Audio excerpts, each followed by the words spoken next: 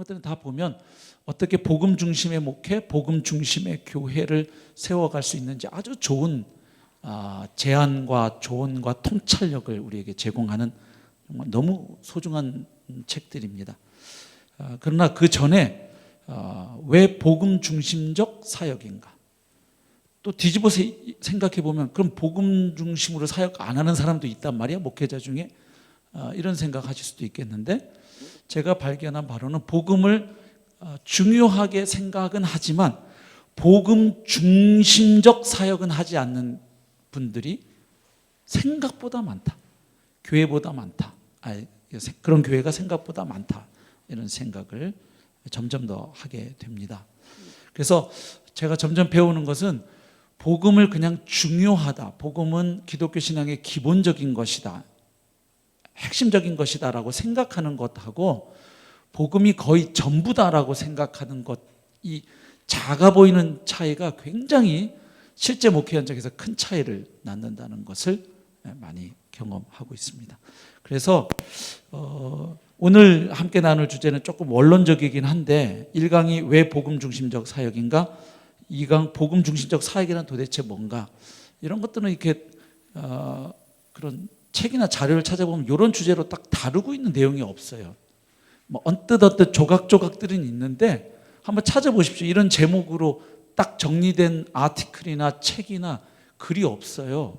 그래서 근데 제가 이번 이제 세미나 주제가 정해지고 나서, 컨퍼런스 주제가 정해지고 나서 이 부분을 먼저 정확하게 해야 되겠다. 방법론은 앞으로도 뭐 사실 제가 이미 가지고 있는 컨텐츠만 해도 방법론 나눌 수 있는 자료는 한 5년치는 지금 제가 확보하고 있거든요.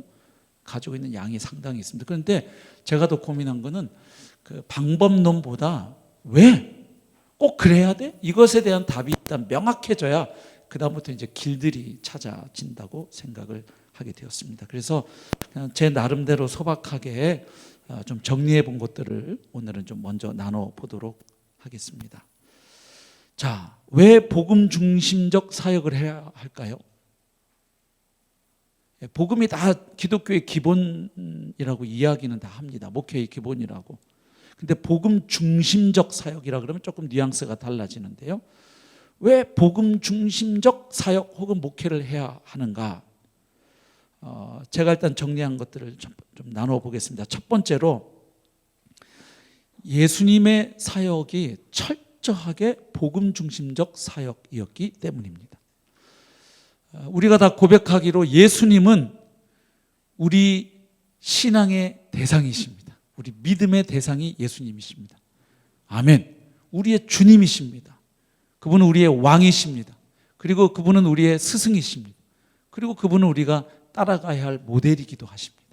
그래서 우리 신앙의 대상이시고 우리의 주님, 우리 목회의 주인이신 예수님의 사역이 우선 철저하게 복음 중심적 사역을 하셨다는 거예요. 다시 말해서 모든 그분의 사역이 복음이라는 키워드로 다 수렴된다, 이렇게 말씀을 드릴 수 있겠습니다. 한번 아시는 내용이지만 그래도 정말 그런지 한번 확인을 해보겠습니다. 먼저 마가복음 1장 14절과 15절, 그리고 마태복음 4장 12절 17절, 여기 참고 구절로 제시가 되어 있는데, 아시는 것처럼 이 구절들은 예수님께서 이제 드디어 공생애를 시작하시면서 그분이 선포하신 메시지, 화두가 무엇이었는지를 말해줍니다. 아시죠? 예수님께서 공생애를 시작하면서 선포하신 그 메시지는 하나님 나라의 선포였습니다. 하나님 나라 복음을 선포하시면서 예수님은 그분의 사역을 시작하셨습니다. 마가복음 1장 14, 15절 보겠습니다. 요한이 잡힌 후 예수께서 갈릴리에 오셔서 하나님의 복음을 전파하여 이르시되, 때가 찼고 하나님의 나라가 가까이 왔으니 회개하고 복음을 믿으라 하시더라. 아멘. 여러분, 어떤 중요한 자리에 취임을 하게 되면 사람들이 그 취임 일성을 바랍니다. 그렇죠? 어떤 중요한 자리에 딱 앉게 되면 이제 내가 앞으로 뭐 법무부 장관으로서, 대통령으로서, 아니면 뭐 무슨 지역자치단체장으로서 나는 이 화두에 집중하겠습니다. 그래서 사람들이 새로운 어떤 리더가 선출되면 저 사람의 일성이 뭘까 궁금하게 여기죠. 그 일성에서 저 사람이 뭘 중요하게 생각하는구나, 아니면 저 사람이 생각하는 이 시대의 과제가 뭐구나 하는 걸 딱 우리는 캐치할 수 있습니다. 그렇지 않습니까?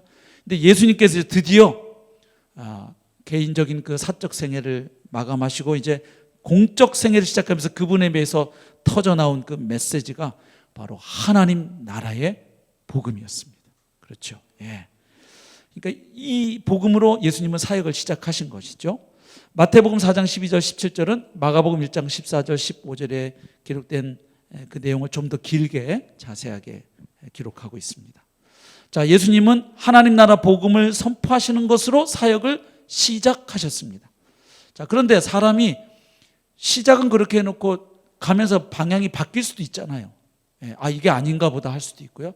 근데 예수님은 미리 결론적으로 말씀드립니다만은 시작부터 끝까지 초지일간 하나님 나라 복음으로 수렴되는, 그리고 그 사역을 하셨다는 거죠. 그래서 그분의 모든 사역을 관통하는 하나의 키워드가 있다면 하나님 나라 혹은 하나님 왕국이죠. 예. 자, 마태복음 4장 23절과 9장 35절을 제시했는데, 이것은 예수님께서 펼치신 그분의 그 사역의 핵심 요체가 무엇인지를 보여주는 구절입니다.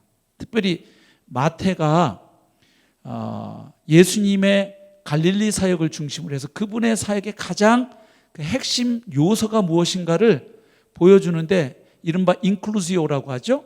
이렇게 괄호로 싸듯이 수미 쌍관 구조라고 하는데, 4장 23절과 9장 35절에서 거의 같은 내용을 기록해 놓고 있습니다. 그리고 이 두 구절 가운데에 중요한 내용을 다루고 있잖아요. 예. 먼저 마태복음 4장 23절을 보실까요? 예수께서 온 갈릴리에 두루 다니사 그들의 회당에서 가르치시며, 잘 아시죠? 예수님의 3대 사역 teaching, 천국 복음을 전파하시며 preaching, 백성 중에 모든 병과 모든 약한 것을 고치시니 healing, teaching, preaching, healing. 그러니까 예수님의 주요 사역의 내용이 바로 가르치시고 전파하시고 고치시는 사역이었다. 그런데 이 가르치시고 전파하시고 고치시는 것이 다 하나님 나라와 관련이 있죠. 제가 작년에 강의할 때도 복음서에 나타난 복음과 예수님께서 선포하신 하나님 나라의 복음 같이 생각할 때 말씀드렸죠. 예수님의 비유가 하나님 나라와 어떻게 관계되어 있는지, 예수님의 설교가 하나님 나라와 어떻게 관계되어 있는지, 예수님이 행하신 기적들, 예수님이 행하신 기적도 여러 가지 유형이 있지만 크게는 세 가지 아닙니까? 하나는 자연 기적이라 그러죠. 뭐 풍랑이는 그 거친 바람과 바다를 잔잔케 하신 자연 이적이라든지, 또 뭐가 있죠? 귀신을 쫓아내는 기적, 그 다음에 치유 기적. 이 세 가지는 전부 하나님 나라를 현시하는 것이죠. 말로, 비유나 말씀으로 선포하신 하나님 나라를, 그 하나님의 통치와 구원을 가시적으로, 이 비주얼라이제이션이라고 하죠. 시각화해 주는 것, 현시하는 것, 나타내 보여주는 것이 그 기적이죠. 기억하시나요? 그래서 귀신이 쫓겨나간다는 건 뭡니까? 진짜 왕이 왔다는 거죠.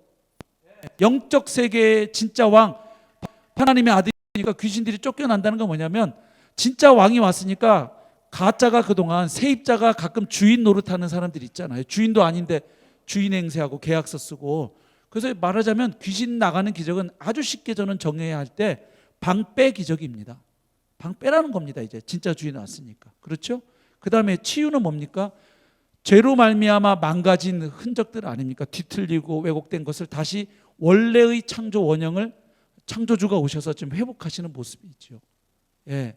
그 다음에 자연 기적은 뭡니까? 창조주가 지금 오셨다는 거죠. 그분의 말씀 앞에 바람과 바다도 순종하죠. 그래서 지금 제자들이 그 기적을 목도하고 했던 말이 뭡니까? 이분이 과연 누구이기에 바람과 바다도 순종하는가? 제자들도 그런 질문을 했죠. 아니, 누군 누구겠어요? 바람과 바다가 말을 들으면 그걸 만드신 분이죠. 그렇죠?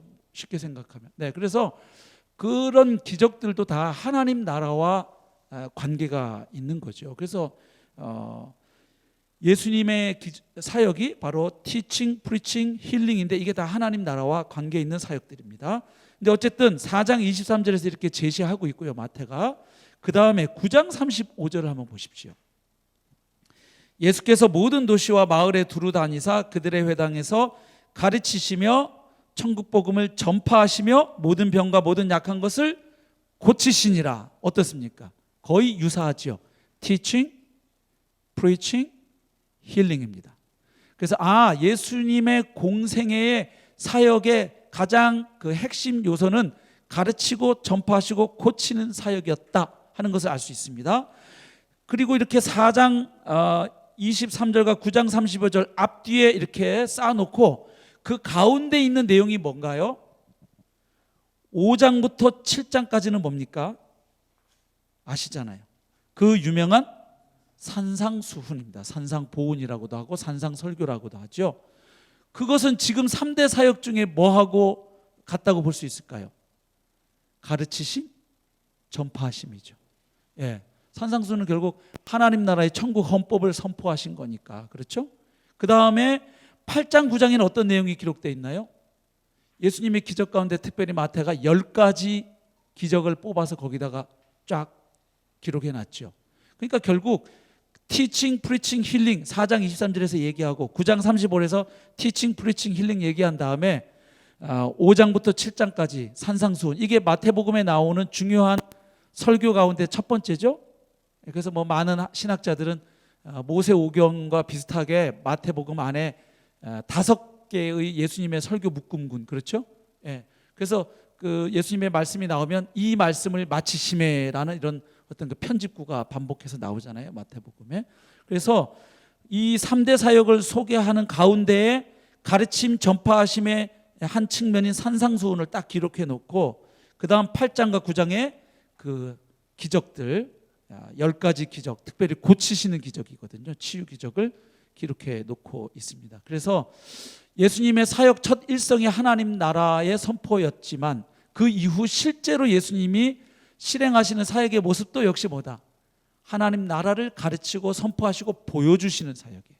그러니까 예수님 자신을 통해서 하나님의 통치와 구원이 우리가 살고 있는 이 땅의 세계에 지금 그 하나님의 통치와 구원이 가시적으로 나타나고 있다는 것을 말하자면 데몬스트레이션 하시는 거죠.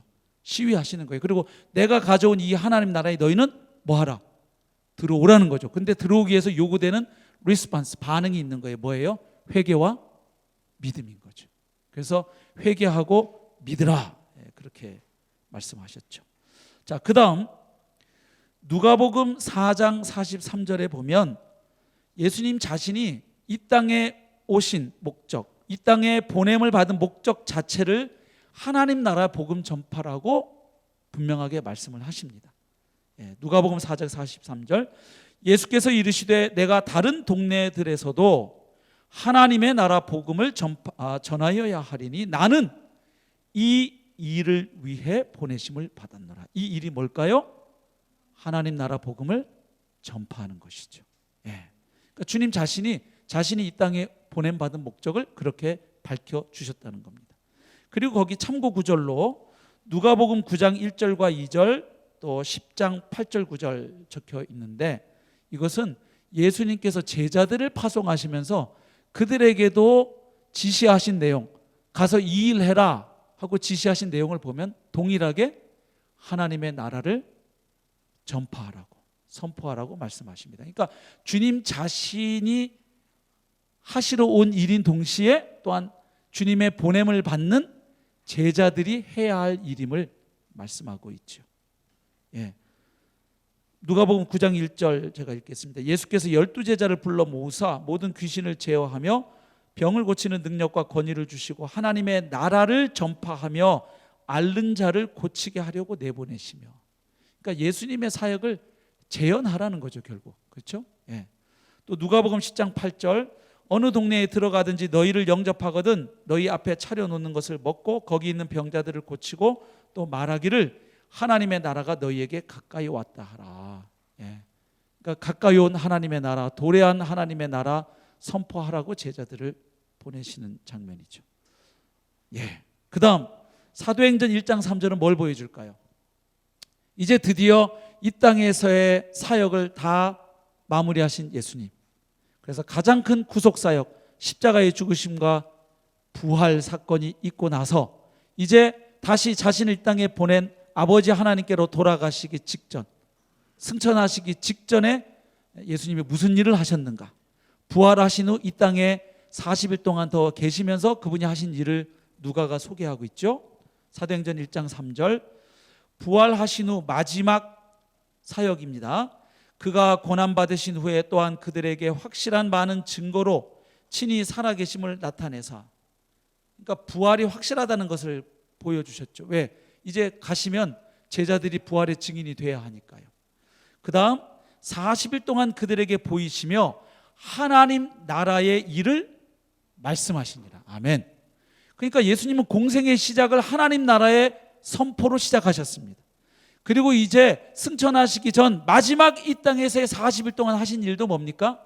하나님 나라의 일을 말씀하신 겁니다. 아마 이때 하나님 나라의 일은 그동안 예수님이 선포해 오셨던 그 하나님 나라의 복음과 비유들이 있었죠.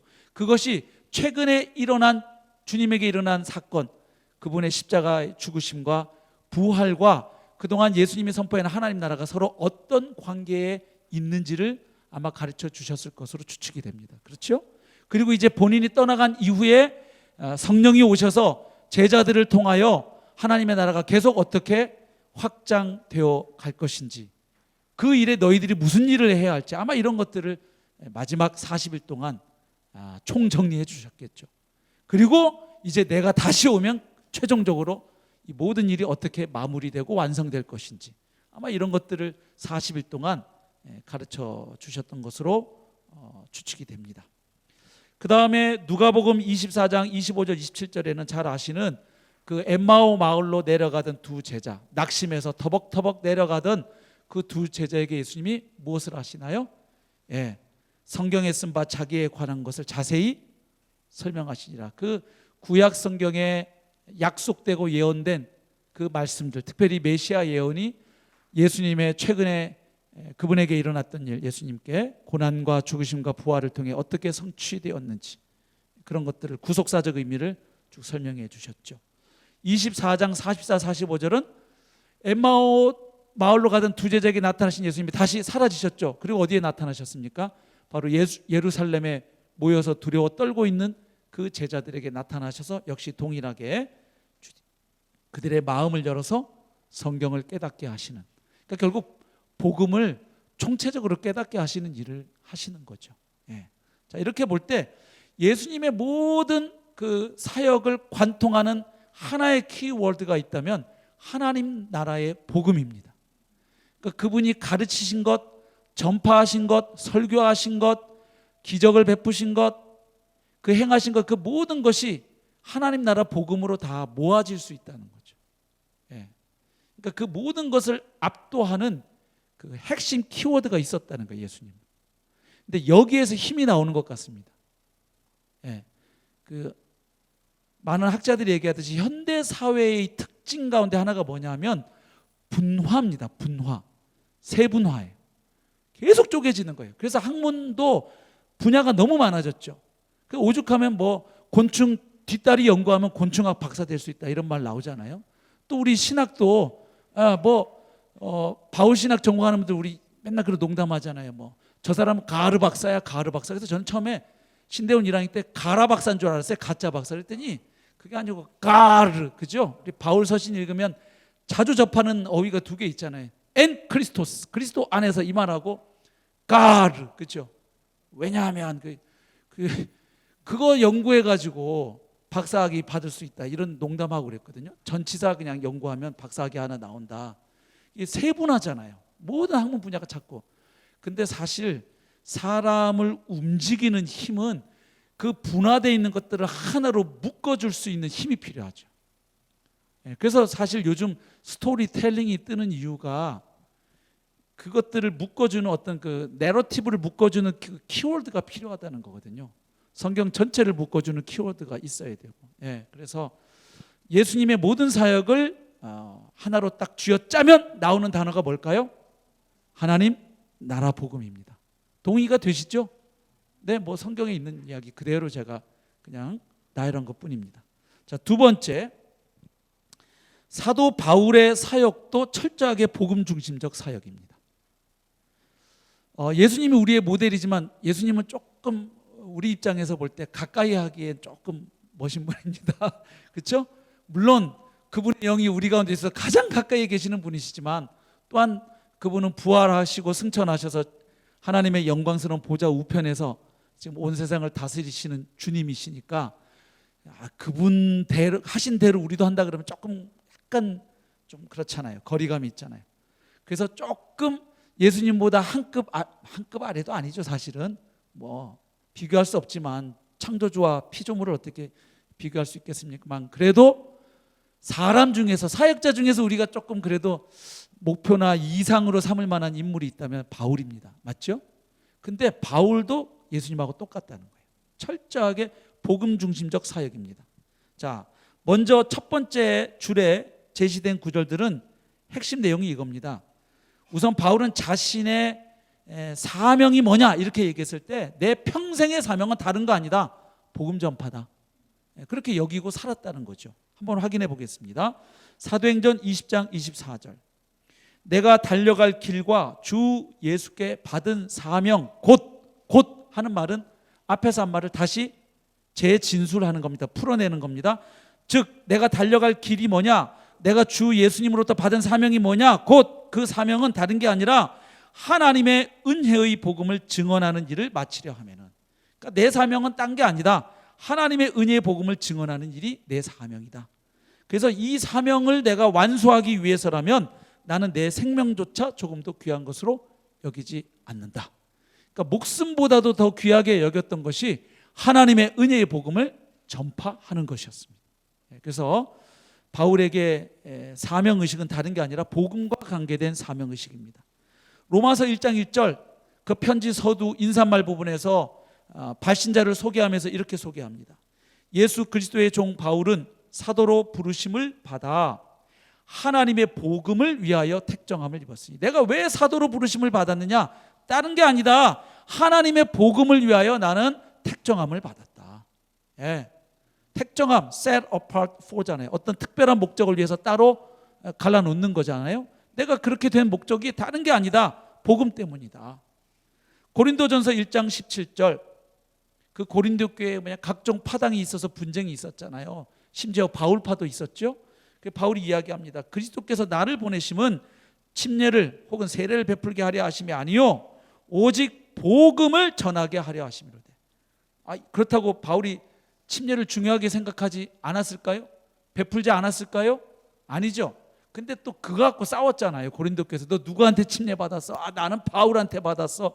나는 베드로한테 받은 사람이야. 뭐 이런 식으로 하니까 그거 가지고 또 싸우니까 얘기하는 거죠. 내가 정말로 집중하는 일은 침례는 내가 줘도 되고 뭐 베드로가 줘도 되고 누가 줘도 되는데 정말 내가 끝까지 포기할 수 없는 건 바로 복음 전하는 일이다. 오직 복음을 전하게 하려 하심이로되 이렇게 말하죠. 자, 그래서 바울은 자신의 사명을 복음 전파와 연관해서 생각했다 하는 게 첫 번째 줄 내용이고요. 자, 두 번째 줄에 제시된 성경 구절은 한마디로 말하면 이런 내용들입니다. 바울은 이제 선교 여행을 통해서 많은 교회들을 개척했죠. 그런데 이제 그 교회로부터 소식들이 들려옵니다. 무슨 교회에 무슨 문제가 터졌대더라. 그러면 바울이 어떻게 합니까? 편지를 써서 보내죠. 그래서 여기서 말하고자 하는 내용은 이겁니다. 바울은 교회들의 문제를 복음으로 진단하고 복음으로 처방했다는 거예요. 그러니까 바울은 딱 어떤 교회에 무슨 문제가 생겼다 그러면 이 자식들 그 교회는 그게 문제야 말면서 그 사람 그거 이렇게 생각하지 않고 어떤 문제가 딱 생기면 바울은 딱 어디로 가느냐? 복음으로 다시 돌아가서 그 교회가 복음의 이런 부분을 지금 놓치고 있다. 아니면 복음의 이런 특징을 간과하고 있다. 아니면 아예 지금 복음에서 떠나서 복음 아닌 이상한 것을 쫓아가고 있다. 항상 그 문제를 복음으로 진단합니다. 그리고 그 교회의 문제점에 대한 처방전을 내리는데 복음 갖고 내린다는 사실이에요. 다른 거 하지 않아요. 그러니까 만약에 바울에게 우리가 교회 컨설팅을 맡기면 항상 키워드가 뭐 갖고 하는 거예요? 복음 갖고 진단하고 복음 갖고 처방 내리는 거죠. 한번 확인해 보겠습니다. 고린도전서 15장 1절 2절. 고린도 교회 문제가 많았잖아요. 성적인 문제부터 해서 파당의 문제라든지 온갖, 그죠? 또 세상의 철학을 쫓아간다든지. 근데 그 바울이 하는 이야기를 들어보십시오. 형제들아, 내가 너희에게 전한 복음을 너희에게 알게 하노니. 보십시오. 지금 고린도 교회 성도들이 복음을 알까요, 모를까요? 알죠. 그런데 바울은 또 뭐 한다는 거예요? 내가 이미 너희에게 전한 그 복음 내가 다시 알게 한다. 또 다시 복음 얘기하는 겁니다. 이는 너희가 받은 것이요 또 그 가운데 선 것이다. 그러니까 그 사람들이 복음을 모르는 거 아니에요. 그 복음을 안 받아들인 거 아니에요. 이미 받은 것이고 그 가운데 섰대요. 그런데 또 복음 얘기 끄집어내는 거예요. 예. 그리고 나서 그 중요한 구절들이 나오죠. 성경대로 그리스도께서 죽으시고 부활하시고 나타내신 바 되셨다는 그 유명한 복음의 핵심 요약이 이어서 나오죠. 예. 그러니까 고린도 교회 문제를 진단하고 처방할 때 복음으로 하고 있다는 거죠. 갈라디아서 1장 6절 7절 보겠습니다. 그러니까 고린도 교회 성도들에게 그들이 이미 들은 바 그 복음을 다시 생각나게 했잖아요. 갈라디아 교회 성도들을 향해서는 바울이 뭘 촉구합니까? 너희들 복음에서 지금 이탈하고 있어. 그거 죽는 길이야. 다시 복음으로 돌아와야 돼. 그 얘기를 하죠. 자, 갈라디아 1장 6절 7절. 그리스도의 은혜로 너희를 부르신 이를 이같이 속히 떠나 다른 복음을 따르는 것을 내가 이상하게 여기노라. 다른 복음은 없나니 다만 어떤 사람들이 너희를 교란하여 그리스도의 복음을 변하게 하려 함이라. 그러니까 갈라디아 교회의 문제를 어떻게 진단하는 겁니까? 복음에서 떠나고 있는 것. 즉 거짓 교사들이 들어와 가지고 야 복음만 갖고 된다고, 뭐 믿음만 갖고 구원받는다고, 에이 이방인들은 할례도 받아야지, 율법 지켜야지, 막 이렇게 율법주의자들이 얘기했잖아요. 그러니까 그게 또 솔깃해 갖고 성도들이 따라가니까 하는 이야기죠. 갈라디아서 3장 2절부터 5절도 보십시오. 내가 너희에게서 다만 이것을 알려 하노니 너희가 성령을 받은 것이, 그러니까 그리스도인의 삶을 성공적으로 살아내는 가장 중요한 열쇠를 바울은 성령으로 이해했죠. 그래서 로마서 8장, 갈라디아서 5장 보면 계속 성령 이야기를 하죠. 예. 그래서 그 중요한 성령님을 받은 게 너희들이 율법의 행위로 받았냐, 아니면 복음을 듣고 예수 그리스도를 주님으로 믿음으로 말미암아 성령 받았냐, 한번 생각 있으면 생각 좀 해봐라 질문하는 겁니다.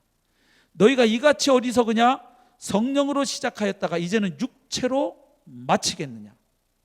예, 이러면서 다시 어디로 돌아오라? 너희가 처음 들은 그 복음으로 돌아오라 이야기하는 거죠. 그 다음에 제가 정말 인상적으로 보는 말씀이 이 말씀입니다. 고린도후서 8장 9절. 이거 헌금 동원 설교거든요. 말하자면 요즘식으로 하면 어려운, 특별히 그 예루살렘 교회를 비롯해서, 그렇죠? 그 어려운, 경제적으로 어려운 교회를 돕기 위해서 연보를 할 때, 그렇죠? 그 특별히 이방 교회, 상대적으로 경제적으로 좀 더 넉넉한 교회에서 그 헌금을 하게 해서 그걸 도와줬잖아요. 근데 그 헌금하도록 촉구할 때 바울이 동원하는 논리를 한번 보자는 겁니다.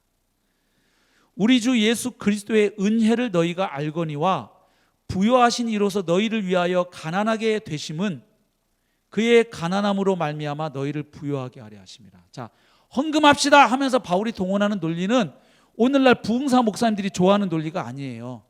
여러분, 저 예루살렘 교회를 위해서 헌금하는 자 복 받을지어다, 이렇게 안 해요. 10억 하실 분, 5억 하실 분 막 손들게 이렇게 해가지고 네? 헌금하면 복 받습니다, 이런 어떤 기복신앙으로 성도들하고 딜하지 않아요. 아니면 NGO 단체에서 많이 쓰는 게 이 동정심 유발입니다. 그래서 우리가 TV 화면 돌리다 보면 중간 광고 시간에 나오는 게 뭡니까? 막 아프리카 아이들 막 밥 굶어가서 배 볼록 튀어나오고 눈 막 파리떼 윙윙 달라붙고 막 이런 거 보면 나도 모르게 ARS 5,000원 누르게 되잖아요. 그죠? 예, 그 어떤 그 컴패션, 그 측은지심을 막 유발하죠. 예, 그 인간에게 있는 뭐 하나님 형상의 한 부분이겠지만 좋은 마음이지만, 그래서 연민을 막 자극하는 게 아니에요. 여러분들 막 얼마나 불쌍해요. 저 성도들 지금 여러분들은 하루 밤 4끼 먹죠. 저분들은 하루 한 끼 먹으면서 신앙생활 합니다, 여러분. 그러면서 막 그 교회 성도들 막 밥 굶어가지고 얼굴 앙상한 거 이렇게 보여주면서, 그럼 우리가 가만히 있을 수 있겠습니까, 여러분? 그래서 이런 막 그 휴머니즘, 동정심, 연민 막 이런 거를 막 북돋게 해가지고 헌금하게 하지 않습니다. 또 아니면 정죄하는 방법이 있거든요. 헌금하게 하는 방법. 저 어려운 성도들을 보고도 안 도와주고 니네들이 멀쩡하게 하나님 복 받을 줄 알아? 니네가 그러고도 하나님의 심판을 안 받을 줄 알아? 그러고도 니네가 하나님의 자녀야? 응? 막 이렇게 하는 부흥사들이 있거든요. 그러니까 이렇게 헌금하면 복 받는다, 헌금 안 하면 저주 받는다, 아니면 인간의 그 양심을 자극해서 도와줘야지 막 이런 거, 이렇게 안 해요. 지금 바울이 헌금합시다 하는 논리가 뭐냐? 복음 갖고 해요. 너희들 복음을 생각해봐라. 복음이 뭐냐? 야, 하나님의 아들이신 분이 그 영광스러운 보좌를 버리고 이 땅에 가장 가난한 모습으로 오셔서 너희가 부욕해 된 게 복음 아니냐, 이 얘기예요.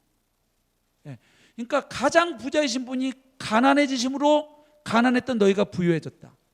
가장 존귀하신 분이 종이 되심으로 너희가 하나님의 자녀가 되었다. 이거 복음이잖아요.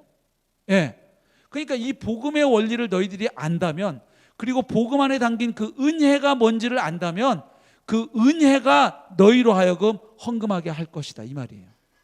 그러니까 헌금을 하도록 촉구할 때에도 우리가 예상하는 그런 방법과 논리를, 이데올로기를 동원하지 않고 복음 가지고 한다는 거예요. 그래서 저는 이 말씀을 어느 날 깨닫고, 정말 교회에서 헌금 설교를 혹시 해야 될 때가 오더라도 복음 가지고 해야지. 여러분, 우리 예배당 공사하려면 지금 20억이 빚인데, 뭐 딱 생각나는 게 이런 거잖아요. 그러니 우리 성도가 몇 명이니까 한 집당 뭐 벽돌 100장 뭐 하기, 뭐 이런 거 이런 거 우리가 딱 동원할 수 있는 얍삽한 수 아닙니까? 근데 야, 바울은 헌금 얘기하면서 또 복음 갖고 있구나. 제가 하여튼 어느 날 이 말씀 깨닫고 결심한 게 그거였습니다. 뭐든지 복음 갖고 생각해야 되겠다. 자, 이 정도 하면 동의가 되시죠? 그러니까 바울의 사역은 철저하게 복음 중심적 사역입니다. 그 다음 세 번째 줄에 있는 구절들은 무슨 내용일까요? 로마서 1장 11절, 1장 15절, 16장 26절, 이건 뭘까요? 뭐냐 하면, 바울은 이미 복음이 전해진 교회에도 또 뭘 전한다? 복음을 전합니다. 로마서에서도 앞에 로마 교회 성도들 구원받은 자들인 거 인정하죠. 근데 내가 너희에게 다시 복음을 전해서 너희를 뭐하게 하기를 원한다? 견고하게 하기를 원한다 그래요. 그래서 그 신령한 은사를 나눠주려고 한다 할 때, 신령한 은사가 뭐냐, 여러 가지 이유가 있지만 대부분의 성서학자들은 결국 그 뒤에 로마서 끝부분하고 앞부분을 같이 고려해 보면 결국 복음이죠. 그 복음을 풍성하게 나누어서 너희들을 견고하게. 그러니까 결국 바울이 갖고 있는 생각은 뭐냐면, 복음은 처음 불신자 상태에서 예수 그리스도를 그리스도와 주님으로 믿고 고백해서 구원받도록, 하나님의 자녀가 되도록 하는 기독교 신앙 입문용 메시지인 동시에, 그렇게 구원받은 성도들이 계속해서 그 믿음에서 성장해가고 성화되고 이렇게 교회 공동체가 세워져 가는 데에도 뭘로 한다? 복음 갖고 한다는 거예요. 그러니까 로마서의 1장 11절, 1장 15절, 16장 26절 보면 여기는 무슨 문제가 있어서 해결하려고 써보낸 건 아니죠. 그래서 로마서가 복음을 체계적으로 기록하고 있잖아요. 다른 서신들은 대부분 우리 신약 때 다 공부하셨잖아요. 상황서신이라 그래요. 뭐 갈라디아서, 고린도, 다 어떤 그 교회에 특별한 문제가 발생하고 그 특별한 문제에 대한 바울의 솔루션이고 대안이에요. 그러나 로마서는 특별한 문제가 아니잖아요. 로마 교회는 자기가 개척한 교회도 아니고 아직 방문도 해보지 않은 교회인데, 이제 앞으로 저 땅끝 스페인 선교까지 하기 위해서 이제 로마 교회를 협력자로 삼고 싶은 거 아니에요. 그래서 가기 전에 먼저 편지를 써보내는 거죠. 그래서 로마서의 성격 가운데 하나는 선교 요청 편지이기도 해요. 그래서 굉장히 그 서문에 보면 자기소개를 굉장히 정중하게 하고 있어요. 그렇죠? 막 말하지, 요즘 말로 거칠게 표현해서 싸가지 없는 놈으로 보이면 도와주겠냐고요. 그러니까 굉장히 자기를 조심스럽게 아주 수사학적으로도 굉장히 공을 많이 들이잖아요. 바울의 그 앞부분 편지 서신을 읽어보면 굉장히 공을 들이죠, 바울이. 그 다 이유가 있는 거죠. 그래서 그동안 1차, 2차, 3차 선교여행을 통해서 이쪽 로마 제국 동쪽 지역, 예루살렘부터 그 뭐 일루리곤까지라고 보통 표현하죠. 그 지역 선교할 때 복음의 베이스 캠프 역할을 어느 교회가 해줬죠? 안디옥 교회가 해줬죠. 근데 이제 이쪽 서쪽, 이쪽 이제 스페인까지 가려고 하는데 이 선교사에게 어느 교회가 도와줬으면 하는 겁니까? 로마 교회가. 근데 그러려면 같은 복음 안에서 이 코드를 맞춰야 되는 거죠. 그래서 가기 전에 먼저 자기가 믿고 있고 전하는 복음을 먼저 써서 보낸 게 로마서죠. 그러다 보니까 로마서는 다른 복음보다 좀 더 체계적이고 종합적으로 복음을 써내려갈 수가 있었죠. 막 당면한 어떤 문제 해결하기 위한 책이 아니었다 보니까. 그래서 이제 로마서를 또 최고의 서신 중에 하나로 우리가 보통 공부하고 있죠. 그런데 그 로마 교회 성도들이 복음을 몰랐기 때문에 써보는 게 아니라는 거예요. 이미 복음을 잘 알고 있고 믿고 있는 성도들을 다시 무엇으로 경고케 한다고요? 복음으로. 그러니까 우리가 놓쳐서는 안 될 게 이거죠. 복음을 전해서 예수 믿게 하는 게 복음의 주요 용도라고 생각하니까 문제가 생기는 거예요. 그리고 이제 복음으로 예수님을 영접한 사람들은 이제 복음은 됐다 치고 그 다음에 뭘로 합니까? 이제 제자 훈련, 봉사, 선교 온갖 프로그램으로 돌리니까 성도들이 처음엔 변하는 것 같은데 시간이 지나면 지날수록 세련된 종교인의 모습이죠. 그 안에 복음으로 뒤집어진 가치관이 없단 말이에요. 그러니까 그냥 큐티도 하고 주일 성수도 하고 11조도 하는데 그 안에 마음 중심은 여전히 내가 왕이 돼서 살아가니까 예수 제자의 모습이 안 나타나는 거죠. 그래서 교회 그냥 각종 그 양육 과정을 다 띄었어요. 그래가지고 산전수전 공중전 다 겪고, 근데 갈수록 사람들이 어떻게 돼요? 뺀질뺀질해지죠. 제일 안 움직이죠. 제자 훈련 제일 많이 받은 분들이 나중에 목사님 제일 힘들게 하죠.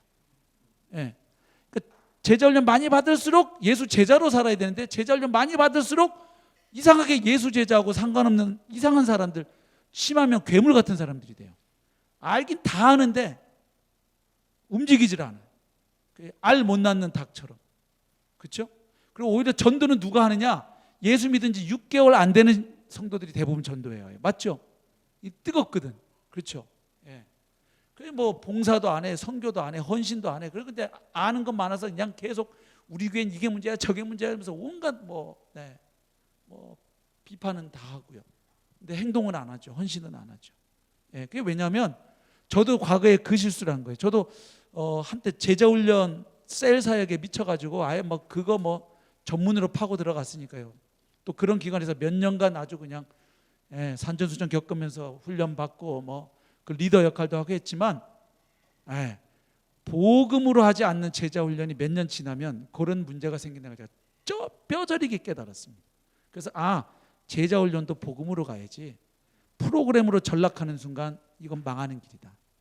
그래서 바울은 예수 믿게 하는 데에도 복음으로 했고요. 예수 믿은 성도들을 그리스도의 제자로 세우고 그 공동체가 예수 제자 공동체가 되도록 세우는 데에도 다른 걸로 안 했다는 거예요. 뭘로 했다는 거예요? 복음으로 했다는 거죠. 근데 오늘 우리는 그러질 않아요. 처음 예수 믿게 할 때 사형리나 브릿지 갖고 예수 믿게 한다면 그 다음에 나머지 프로그램으로 하려고 그러니까 이게 되냐고요. 우리조차 복음을 가볍게 여기니까. 그렇죠? 세 번째입니다. 성경 전체를 관통하는 핵심 주제도 알고 보면 복음이라는 거예요. 자, 첫 번째 구절은 성경의 핵심이 예수님이라는 얘기죠. 요한복음 5장 39절, 너희가 성경에서 영생을 얻는 줄 생각하고 성경을 연구하거니와 이 성경이 곧 내게 대하여 예수 그리스도에 대하여 증언하는 것이니라. 그 다음 누가복음 24장 25절 27절 그 엠마오 도상의 두 제자에게, 그리고 44절 45절은 예루살렘에 모여있던 제자들에게 예수님이 하신 일은 다름이 아니라 구약 성경을 전체를 누구 중심으로? 예수님 중심으로 다시 재해석해 주신 것이죠. 말하자면 구속사적 관점에서 구약을 볼 수 있도록 성경 강해를 해주신 셈입니다. 그렇죠? 그 다음이요, 두 번째 이사야부터 써있는 구절들은 구약과 신약을 관통하는 그 복음이 결국 하나님 나라의 복음이고 주 예수 그리스도의 복음이라는 거예요. 하나님 나라와 주 예수 그리스도의 복음. 자, 무슨 이야기인지 한번 보시죠. 이사야 40장 9절과 10절, 52장 7절은 구약 성경이 제시하는 복음, 특별히 이사야 선지자가 생각하고 제시하는 그 기쁜 소식이 뭔지를 보여주고 있죠. 한번 보십시오. 이사야 40장 9절, 굉장히 중요한 구절이죠. 아름다운 소식, 그렇죠? 아름다운 소식을 시온에 전하는 자요, 너는 높은 산에 오르라. 아름다운 소식을 예루살렘에 전하는 자여, 너는 힘써 소리를 높이라. 두려워하지 말고 소리를 높여 유다의 성읍들에게 이르기를 너희의 하나님을 보라 하라. 보라, 거기 밑줄 긋겠습니다. 성경 찾으신 분들은 주 여호와께서 장차 강한 자로 임하실 것이요 친히 그의 팔로 다스리실 것이라 까지 밑줄을 그으십시오. 자, 지금 이사야 선지자가 말하는 그 아름다운 소식, 그 기쁜 소식, 복된 소식의 핵심 컨텐츠가 뭡니까? 내용이 뭡니까? 장차 하나님이 임하셔서, 너희에게 임하셔서 그분이 다스리실 것이다 예요. 그러니까 지금 이사야가 말하는 복음의 핵심이 뭐예요? 하나님이 오셔서 그분이 다스리신다는 거죠. 그럼 하나님이 오셔서 하나님이 다스리신다를 명사로 표현하면 하나님 나라죠. 뭐 이미 공부하셨겠습니다만 하나님 나라의 가장 핵심적인 내용이 뭡니까? 하나님의 통치, 하나님의 다스리심이잖아요. 그죠? 헬라어 바슐레이아도 그렇고 그 아람어 말쿠트라는 단어가 나타내는 게 다 통치, 다스리심. 이거 신약 시간에 다 배우셨어요. 맞죠? 예. 하나님 나라의 신학의 가장 핵심은 하나님의 통치와 다스리심, 하나님의 왕되심이죠. 예. 그래서 구약이 생각하는 복음이 다른 게 아니에요. 너희들 지금 예를 들면 바벨론 포로 상황에서 얘기를 들으면 뭐예요? 그렇죠? 지금 니네가 보기에 왕이 누구예요? 저 강대한 바벨론 제국의 황제죠. 근데 그게 아니라는 거예요. 진짜 왕은 살아계신 야훼 하나님이고, 하나님이 오셔서 친히 너희를 구원하시고 너희를 다스리신다. 이게 기쁜 소식이라는 거죠. 52장 7절도 보십시오. 좋은 소식을 전하며 평화를 공포하며. 영준 선생님 죄송한데요, 물을 제가 안 갖고 왔어요. 죄송해요. 네, 감사합니다. 자, 복된 좋은 소식을 가져오며 구원을 공포하며 시온을 향하여 이르기를. 자, 여기도 밑줄 그을까요? 내 하나님이, 고맙습니다, 통치하신다 하는 자의 산을 넘는 발이 어찌 그리 아름다운가. 자, 여기도 복음의 핵심이 뭡니까? 내 하나님이 통치하신다. 저 바벨론 제국의 왕들, 페르시아 제국의 왕들이 아니고, 저 이집트의 왕들이 아니고, 바로 너의 하나님이 왕으로 다스리고 통치하신다. 이게 기쁜 소식이라는 거예요. 그러니까 결국 구약 성경이 바라본 복음도 무슨 복음입니까? 하나님 나라의 복음이죠. 자, 그런데 구약 사람들이 기대한 건 결국 장차 누가 왕으로 오신다는 거예요. 하나님이 왕으로 오신다는 거예요. 근데 이제 신약에 오면 가르쳐 주는 거예요. 그 오신다고 한 하나님이 사실은 누구다? 하나님의 아들이 오셨다는 거죠. 그래서 신약에 보면 구약 성경을 살짝 다르게 인용하는 경우 있죠.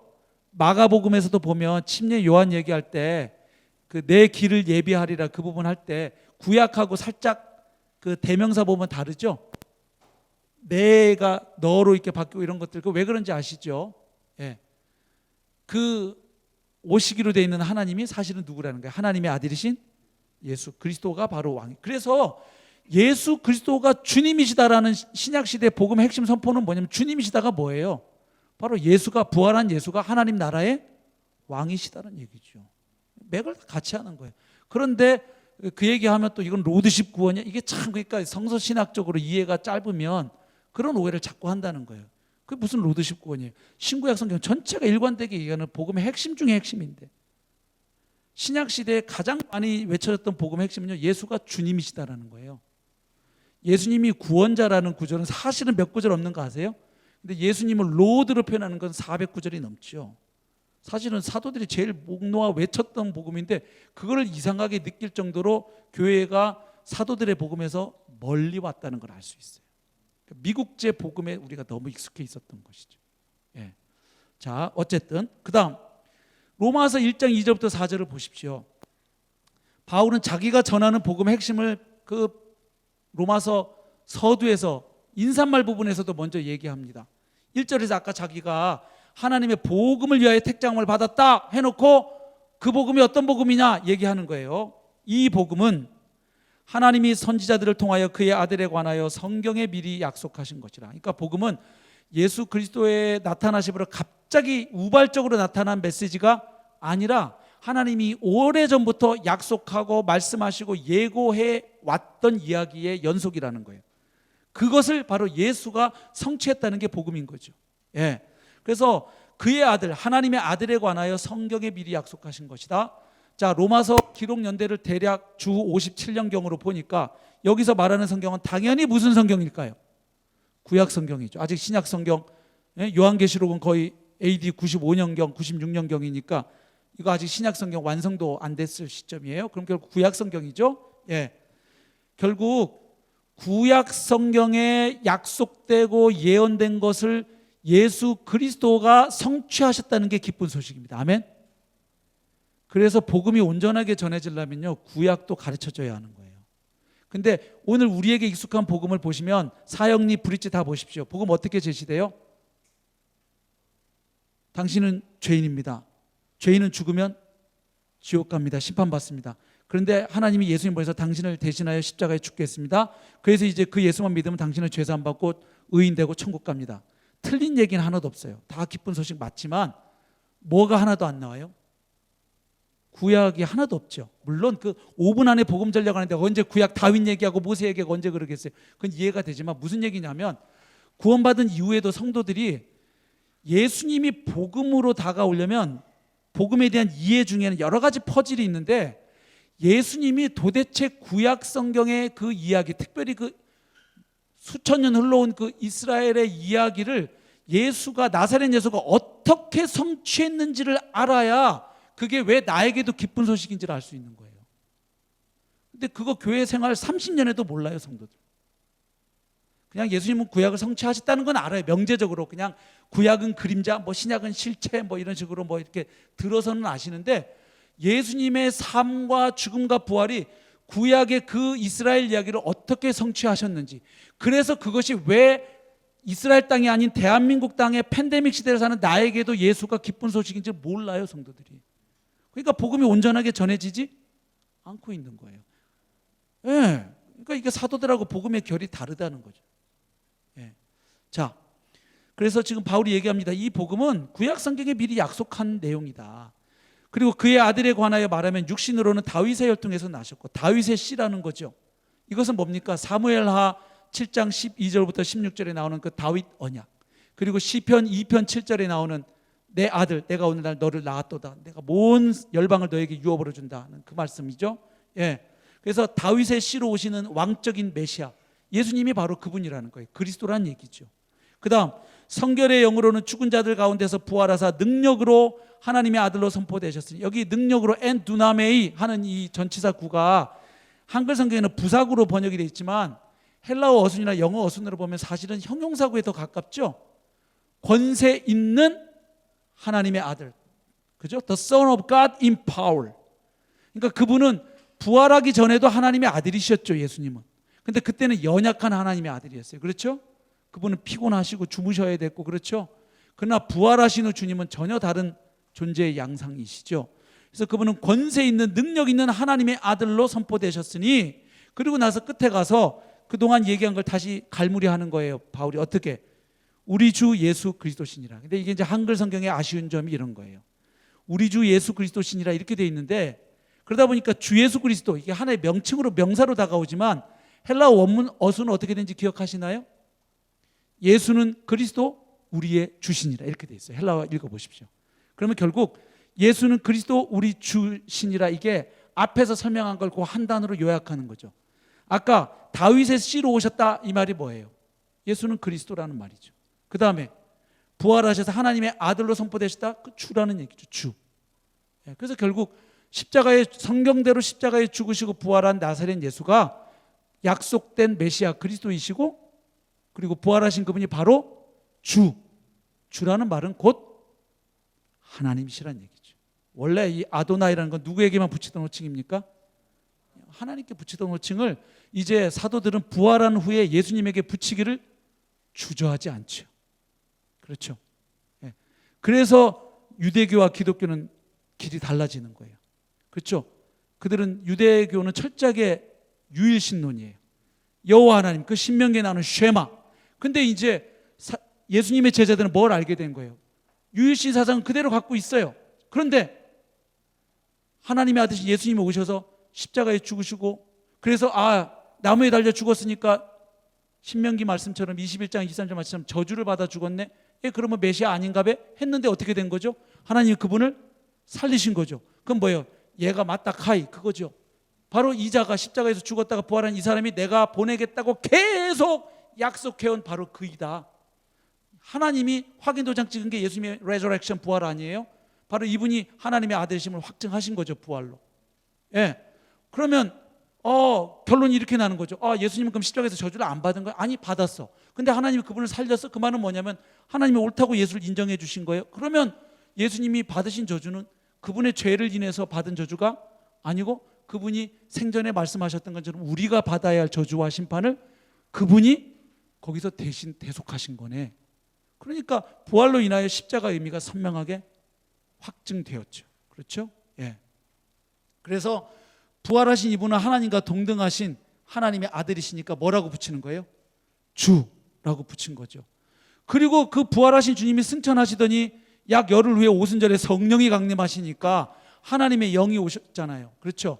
그래서 사실은 삼위일체는 이론적으로 막 정리해 갖고 나온 게 아니죠. 1세기 그리스도인들 입장에서는 체험을 통해서 정리되는 거죠.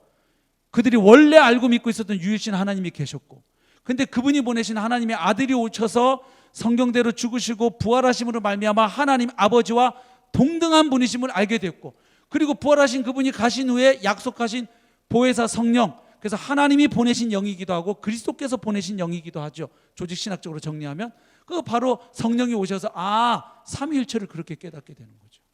그렇죠. 예. 자, 그 다음에 고린도전서 15장 3절 4절 복음의 핵심 키워드, 그렇죠? 내가 받은 것을 먼저 너희에게 전하였느니 이는 성경대로 according to scripture, 그렇죠? 성경대로 죽으셨고 성경대로 부활하셨고, 그러니까 사도들은 예수 그리스도의 죽으심과 부활을 복음의 핵심으로 전하지만 철저하게 그 죽으심과 부활을 뭐와 관계해서 설명했습니까? 구약 성경과 연관해서 풀었다는 거예요. 그렇죠? 성경대로입니다. 그러니까 결국은 구약과 신약을 연결해서 복음을 선포하고 있는 겁니다. 그래서 결국 정리하면 바울이 그 로마 가택 연금 당했을 때 전했던 복음의 핵심이 딱 드러나요. 사도행전 28장 30절 보십시오. 바울이 온 이태를 자기 셋집에 머물면서 자기에게 오는 사람을 다 영접하고 하나님의 나라를 전파하고, 성급한 신약 신학자들이 예수는 하나님의 나라를 선포했는데 바울은 교회를 만들었다 이런 식으로 해서 예수 따로 바울 따로 만들었지만, 그러나 신약 신학이 더 발전하면서 예수님이 선포했던 하나님 나라의 복음과 바울이 전파했던 십자가 부활의 캐리그마의 복음이 절대로 다른 복음이 아니라는 것은 이미 성서신학계에서 정돈이 됐어요. 그렇죠? 예. 나중에 그런 것들을 밝혀주는 아주 1급 학문서적들 필요하신 분들 질문하시면 제가 나중에 소개해 드릴게요. 실제로 예수님과 바울의 그 연속성을 우리가 신학적으로 정리할 필요가 있습니다. 그렇죠? 예. 그리고 바울의 신학이 철저하게 예수님의 가르침으로부터 나왔다는 것을 입증하는 아주 좋은 신학 서적들이 꽤 나와 있습니다. 나중에 여유 있을 때 공부하시면 좋겠어요. 그래서 하나님의 나라를 전파하며 주 예수 그리스도에 관한 모든 것. 그러니까 결국 바울이 전한 복음의 핵심 키워드가 뭐예요? 하나님, 나라와 주 예수 그리스도예요. 그러니까 결국 성경대로 십자가에 죽으시고 부활하신 예수가 바로 하나님 나라의 뭐다? 왕이시다. 이게 바울이 전했던 복음이에요. 예. 그래서 제가 작년에 로마서에 나타난 복음 1장부터 16장까지 정리를 한번 짧은 시간에 해드렸는데, 우리가 그동안 생각해온 대로 로마서는 그냥 이신칭의의 복음, 십자가의 복음 요 정도로 생각했는데 작년에 우리 같이 공부했을 때 뭘 깨달았죠? 로마서 전체가 결국 뭘 말하고 있다? 하나님 나라의 복음을 말하고 있다는 걸 확인했죠. 사실 로마서에서 이신칭의를 다루는 부분은 3장, 4장 조금밖에 안 돼요. 로마서의 주제라고 말할 수 있으려면 로마서 16장을 다 담아낼 수 있는 그릇이어야 돼요. 맞습니까? 그걸 다 담아낼 수 있는 게 하나님 나라죠. 어떻게 할 수 있었죠? 로마서 1장부터 4장 25절까지는 어떤 내용이었습니까? 누가 어떻게 하나님 나라의 언약 백성이 될 수 있는가? 그 내용이에요. 그래서 그 안에서 두 부분으로 쪼개면 1장부터 3장 20절까지는 유대인, 이방인 할 것 없이 모든 사람은 다 하나님의 진노 아래에 있는 죄인이다. 그럼 이 죄인들이 어떻게 구원받는가? 다른 방법이 없다. 오직 예수 그리스도를 믿음으로 말미암아 의인되고 하나님의 백성이 될 수 있다. 이게 로마서 1부의 이야기예요. 그 다음에 5장부터 8장까지 2부는 뭐예요? 그럼 그 하나님 나라 백성의 믿음으로 의롭게 된 백성의 삶의 원리가 뭐냐? 한마디로 그 키워드는 통치와 다스리심이에요. 그래서 5장부터 8장에 나오는 키워드가 뭐예요? 전부 왕노릇한다, 종노릇한다, 전부 그때 제가 15가지, 16가지 그 용어들 헬라어 다 설명드렸죠. 그래서 결국 우리의 삶은 누구의 지배를 받을 거냐는 거예요. 그리스도인이 된 이후에도 옛 습성을 따라 계속 옛날의 죄와 사망의 종이고 마귀의 종인데 그 옛날 아까멘치로 살 거냐, 이제 옮겨졌으니까 그리스도의 은혜의 통치 영역으로 옮겨졌으니까 왕이신 예수의 통치를 받을래, 아니면 마귀의 통치, 아니면 이 세상 바로의 통치를 받으며 살래? 그게 그리스도인 삶의 요체라는 거예요. 그래서 바로 주님의 통치를 받는 삶을 살아야 되는데 그 열쇠는 성령에 있다는 거예요. 그게 8장이에요. 그래서 성령을 따라 살면 율법의 요구도 이루어진다는 것이죠. 그렇죠? 그 다음에 3부 9장부터 11장까지는 뭐였어요? 그러면 과거의 언약 백성인 이스라엘은 어떻게 되는 거예요? 얘네는 다 버림받은 거예요? 끝난 거예요?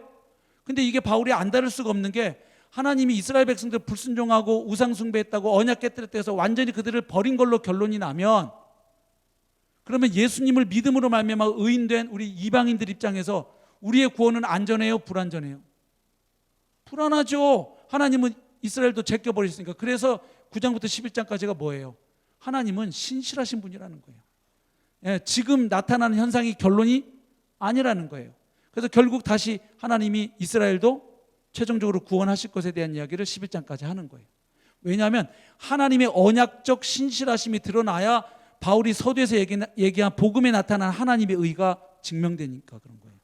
그렇죠? 이스라엘은 신실하지 않았어요, 언약에. 그러나 하나님은 언약에 신실하신 분이에요. 그래서 우리의 구원도 확신할 수 있는 거예요. 그래서 로마서 8장 끝부분에 이것도 저 환난도 핍박도 기근 뭐 어떤 것도 그리스도 안에 있는 하나님의 사랑에서 끊을 수 없느니라. 그 구원의 확실성, 그게 증명이 되려면 이스라엘 문제가 해결이 돼야 되는 거죠. 그래서 3부는 그 얘기고, 그 다음에 12장부터 16장은 또 뭡니까? 그러면 하나님의 언약 백성의 삶의 실제가 뭐냐? 가정에서는 어떻게 사냐? 교회 생활 어떻게 하냐? 정부와의 관계 어떻게 하냐? 그 얘기 아니에요. 그러니까 결국 로마서 전체도 하나님 나라의 복음이죠. 그러니까 바울은 그 용어를 칭의 중심, 법정적인 언어를 많이 썼죠. 그러나 하나님 나라라는 큰 틀 안에서 칭의, 성화, 다양하게 이런 것들을 베리에이션 했던 사람이 바울이라는 거예요. 굉장히 창조적인 신학자죠. 그러나 그 큰 틀은 하나님 나라의 큰 범주 안에서 그것을 인간론적으로 표현해낸 것들이 칭의, 성화 뭐 이런 용어들입니다. 그러나 그 구원의 범주도 굉장히 다양하다는 거 아시죠? 최근에 나온 책 구원의 언어들 책 혹시 읽어보셨는지 모르겠는데, 최정기 교수님 곧 나올 책 그 완전한 구원론 이제 곧 나올 거예요. 따끈따끈한 책이. 거기 앞부분 서도 딱 보면은 벌써 교수님이 그 책을 앞에 서론 부분부터 인용을 합니다. 구원을 담아내는 용어가 굉장히 다양하죠. 그 메타포라 그러죠. 그죠? 구속, 속량, 이건 무슨 용어입니까? 이건 시장 용어잖아요. 노예 시장에 나온 사람 돈 주고 사서 set free, 자유롭게 풀어주는 건 이건 경제 용어의 일종의. 그 다음에 adoption, 입양, 하나님의 자녀로 받아들이면 무슨 용어입니까? 가족 용어죠. 그렇죠? 예, 또 새로운 피조물이라는 용어도 있고요. 죄사함, 칭의는 법정적인 용어예요. 재판장에서 판사가 무죄, 꽝꽝꽝. 그러니까 그 구원이라는 실체를 굉장히 성경은 10가지가 넘는 다양한 그림 언어들로 하는데 우리는 맨날 복음 전하면 무슨 범죄 하나로 정해요? 죄사함 받고 천국 간다죠. 그러니까 얼마나 복음을 빈약하게 이해하고 전해야 하는지를 알 수 있죠. 그 구원이라는 그 실체가 너무 크잖아요. 예수 그리스도를 한 분을 어떻게 한 권의 복음서로 다 설명을 해요? 그러니까 사복음서를 주신 거죠. 동일한 예수 그리스도를 그리면서도 다르잖아요. 예. 왜냐하면 너무 크신 분이니까. 그 예수님 안에 담긴 그 하나님의 신비, 그 비밀을 풀어내려다 보니까 4권의 책이 필요하고, 그 예수 안에서 주어지는 구원, 예수와 연합돼서 우리가 누리는 구원의 실체를 설명하려니까 뭐 죄사함, 칭의 이 한두 가지 용어와 범주로 설명이 안 되는 거죠. 그러니까 성도들에게 이런 다양한 이런 구원의 실체와 범주를 깨닫고 누리게 도와줘야 될 거 아니에요. 그냥 나 죄 용서받은 걸로만 구원을 여기니 그 삶이, 이게 구원의 감격이 한 6개월쯤 가면 슬슬 약발이 떨어지기 시작하거든요. 그러니까 별로 예수 믿는 게 재미가 없어져. 그 다음부터는 뭐 해야 되는 것만 많아. 헌신해라, 전도해라, 새벽기도 나와라, 맨날. 그러니까 예수 괜히 믿은 것 같아 막 이러고. 그게 아니죠. 예수 믿으면 믿을수록 세상에 예수 안에 이것도 있고 저것도 있고, 우와, 이거 천국 가기 전에 내가 도대체 얼마나 다 이거 끌어보고 갈까, 이렇게 돼야 될 신앙생활이 신바람이 나죠. 그렇게 되면 이제 성도들이 일생 동안 복음 하나 제대로 알고 누리고 가기도 이게 장난이 아니, 이렇게 되는데, 복음을 이렇게 가둬두니까 성도들이 복음 아니 자꾸 다른 이상한 세미나 가는 거예요. 목사님들도 복음에 집중해 보십시오. 이게 끌어낼 보화가 무궁무궁하죠. 바울이 에베소서 1장 3절에서 얘기했듯이 그리스도 안에서 모든 신령한 복을 주셨습니다. 할렐루야. 그 선물 주셨으면 선물 끌어면 끌어봐야 될 거 아니에요. 근데 1000개를 줬더니 한 2개 누리고 하나님 물론 그것도 감사하죠. 지옥 가는 것보다 그렇게 하고라도 천국 가면 감사하지만 너무 억울한 거죠. 그리고 제가 깨달은 건 이게 있어요. 이 땅에 살면서 복음의 실체, 영광, 그 아름다우심, 그 능력을 경험을 못하니까 성도들이 천국에 대한 소망도 없는 거예요.